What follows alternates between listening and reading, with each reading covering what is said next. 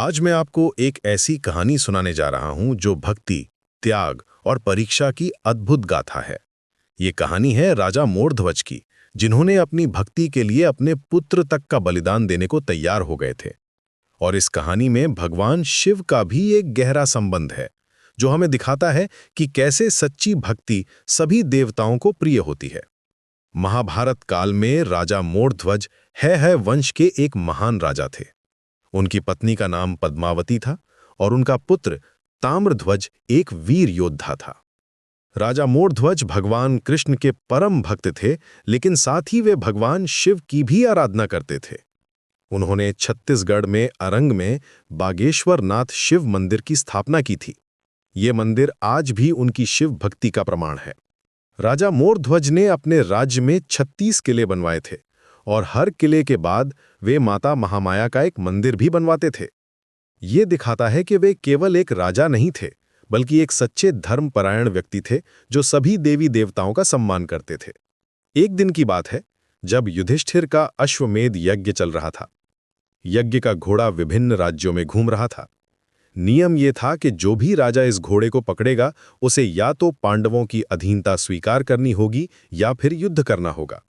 जब ये घोड़ा राजा मोरध्वज के राज्य में पहुंचा, तो उनके पुत्र ताम्रध्वज ने इसे पकड़ लिया। अर्जुन, जो घोड़े की रक्षा के लिए वहां थे, उन्होंने ताम्रध्वज को युद्ध की चुनौती दी। लेकिन आश्चर्य की बात यह हुई कि ताम्रध्वज ने अर्जुन को हरा दिया। हाँ, उसी अर्जुन को जो महाभारत के सबसे महान धनुर्धर माने जाते थे। अर्जुन को अपनी हार पर बहुत दुख हुआ। वे भगवान कृष्ण के पास गए और अपना दुख बताया। अर्जुन को अपने ऊपर बहुत गर्व था कि वे कृष्ण के सबसे बड़े भक्त हैं। भगवान कृष्ण ने सोचा कि अर्जुन के इस अहंकार को तोड़ना जरूरी है। उन्होंने अर्जुन से कहा, अर्जुन, मेरा एक भक्त है जो तुमसे भी बड़ा है। वे है राजा मोरध्वज। अर्जुन को ये बात हजम नहीं हुई। तब कृष्ण ने कहा, चलो मैं तुम्हें दिखाता हूं कि सच्ची भक्ति क्या होती है। भगवान कृष्ण ने एक योजना बनाई। उन्होंने यमराज को बुलाया और उनसे कहा कि वे एक शेर का रूप धारण करें। खुद कृष्ण ने एक ब्राह्मण का भेष बनाया और अर्जुन को भी एक साधु बना दिया। दोनों राजा मोरध्वज के महल पहुंचे। राजा ने दोनों साधुओं का स्वागत किया और पूछा कि वो क्या चाहते हैं। ब्राह्मण के रूप में कृष्ण ने कहा, महाराज, हमारे साथ एक शेर है जो भूखा है। ये शेर मांस खाता है और खास बात यह है कि आज जो भी इस शेर का भोजन बनेगा वो स्वर्ग को प्राप्त होगा। राजा मोरध्वज ने तुरंत कहा, ब्राह्मण देव, ये तो मेरे लिए सौभाग्य की बात है। मैं खुद इस शेर का भोजन बन जाऊंगा। लेकिन कृष्ण ने कहा, नहीं महाराज, इस संसार में अपना बलिदान देने वाले लाखों मिल जाएंगे। हमें आपके पुत्र ताम्रध्वज का मांस चाहिए। यह सुनकर भी राजा मोरध्वज का चेहरा नहीं बदला। उन्होंने कहा, धन्य है मेरा पुत्र जिसे इस पवित्र कार्य का सौभाग्य मिला है। रानी पद्मावती भी वहां थीं। उन्होंने भी बिना किसी हिचकिचाहट की अपनी सहमति दे दी। ब्राह्मण ने एक शर्त रखी कि जब वे अपने पुत्र का बलिदान करें तो उनकी आंखों से एक भी आंसू नहीं गिरना चाहिए, वरना शेर उसे नहीं खाएगा। राजा मोरध्वज और रानी पद्मावती ने अपने पुत्र ताम्रध्वज को बुलाया। उन्होंने उसे पूरी बात बताई। ताम्रध्वज भी अपने माता पिता की तरह धर्मपरायण था। उसने खुशी से अपनी सहमति दे दी। फिर वो क्षण आया जो इस कहानी का सबसे कठिन हिस्सा है। राजा मोरध्वज ने अपने हाथों से अपने प्रिय पुत्र का सिर काट दिया। न उनकी आंखों से एक आंसू गिरा, नहीं उनके चेहरे पर दुख का भाव आया। उनके मन में केवल यही भावना थी कि वे एक पवित्र कार्य कर रहे हैं। अर्जुन ये सब देखकर हैरान रह गए। उन्होंने कभी सोचा भी नहीं था कि कोई व्यक्ति अपने पुत्र का बलिदान इतनी शांति से कर सकता है। जैसे ही राजा मोरध्वज ने अपने पुत्र का बलिदान पूरा किया, भगवान कृष्ण ने अपना असली रूप प्रकट किया। उन्होंने कहा, राजा मोरध्वज, तुम्हारी भक्ति और त्याग अद्वितीय है। तुमने सच्ची भक्ति का परिचय दिया है। फिर उन्होंने यमराज को आदेश दिया कि वे ताम्रध्वज को पुनः जीवित कर दें। यमराज ने तुरंत ताम्रध्वज को जीवन दान दे दिया। ताम्रध्वज पहले से भी अधिक तेजस्वी और सुंदर होकर जीवित हो गया। अर्जुन की आंखों से अहंकार के बादल हट गए। उन्हें समझ आ गया कि सच्ची भक्ति क्या होती है। वे राजा मोरध्वज के चरणों में गिर गए और उनसे क्षमा मांगी। भगवान कृष्ण ने अर्जुन से कहा, देखा अर्जुन, यही है सच्ची भक्ति। राजा मोरध्वज ने बिना किसी स्वार्थ के, बिना किसी लालच के, केवल धर्म के लिए अपने सबसे प्रिय वस्तु का त्याग कर दिया।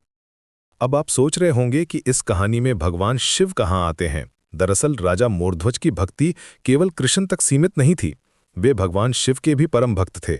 उन्होंने अपने जीवन में कई शिव मंदिरों का निर्माण कराया था। छत्तीसगढ़ में अरंग का बागेश्वर नाथ शिव मंदिर उन्हीं का बनवाया हुआ है। ये मंदिर आज भी उनकी शिव भक्ति का प्रमाण है। भगवान शिव और कृष्ण के बीच एक गहरा संबंध है। महाभारत में कई जगह ये बताया गया है कि कृष्ण खुद भगवान शिव की आराधना करते थे। जब अर्जुन को पाशुपतास्त्र चाहिए था तो कृष्ण ने उन्हें शिव की तपस्या करने को कहा था। कृष्ण का सुदर्शन चक्र भी शिव का ही दिया हुआ वरदान था। इससे पता चलता है कि सभी देवता आपस में जुड़े हुए हैं और सच्ची भक्ति सभी को प्रिय होती है। राजा मोरध्वज की कहानी हमें ये सिखाती है कि भक्ति में कोई भेदभाव नहीं होता। चाहे आप शिव के भक्त हों या कृष्ण के, विष्णु के हों या देवी के, सच्ची भक्ति का मतलब है पूर्ण समर्पण। राजा मोरध्वज ने यही किया था। उन्होंने अपने अहंकार को पूरी तरह से त्याग दिया था। उनके लिए अपना पुत्र भी धर्म से बड़ा नहीं था। आज के समय में हम सभी को राजा मोरध्वज से सीख लेनी चाहिए। हमें अपने अहंकार को छोड़ना चाहिए और सच्ची भक्ति का मार्ग अपनाना चाहिए। भक्ति का मतलब ये नहीं है कि हम अपने पुत्र का बलिदान कर दें, बल्कि ये है कि हम अपने अहंकार, लालच और स्वार्थ का त्याग कर दें। हमें समझना चाहिए कि सच्ची भक्ति में पूर्ण समर्पण होता है। राजा मोरध्वज की यह कहानी आज भी उत्तर प्रदेश, छत्तीसगढ़ और अन्य राज्यों में प्रसिद्ध है। उनके नाम पर कई मंदिर बने हुए हैं। उत्तर प्रदेश के अंबेडकर नगर जिले में सरयू नदी के किनारे उनका एक प्राचीन किला भी है। बिजनौर जिले में उनके नाम पर एक पुलिस स्टेशन भी है। ये सब इस बात का प्रमाण है कि राजा मोरध्वज की गाथा आज भी लोगों के दिलों में जीवित है। इस कहानी का सबसे महत्वपूर्ण संदेश यह है कि सच्ची भक्ति में कोई स्वार्थ नहीं होता। राजा मोरध्वज ने अपने पुत्र का बलिदान इसलिए नहीं किया था कि उन्हें कुछ मिलेगा, बल्कि इसलिए किया था कि यह धर्म था। उन्होंने अपनी भावनाओं को धर्म के आगे झुका दिया था। यही है सच्ची भक्ति का मतलब। भगवान शिव और कृष्ण दोनों ही राजा मोरध्वज की इस भक्ति से प्रसन्न थे। शिव ने उन्हें अपने मंदिरों के निर्माण की प्रेरणा दी थी और कृष्ण ने उनकी परीक्षा लेकर उन्हें अमर बना दिया था। ये दिखाता है कि जब भक्ति सच्ची होती है तो सभी देवता उससे प्रसन्न होते हैं। आज जब हम इस कहानी को सुनते हैं तो हमें लगता है कि ये असंभव है, लेकिन यही तो है सच्ची भक्ति की शक्ति। जब व्यक्ति पूरी तरह से समर्पित हो जाता है तो वो असंभव को भी संभव बना देता है। राजा मोरध्वज ने यही किया था।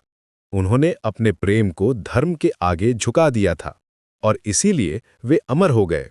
ये कहानी हमें ये भी सिखाती है कि परीक्षा के समय हमारी सच्चाई सामने आती है। जब भगवान कृष्ण ने राजा मोरध्वज की परीक्षा ली तो उन्होंने अपनी सच्ची भक्ति का परिचय दिया।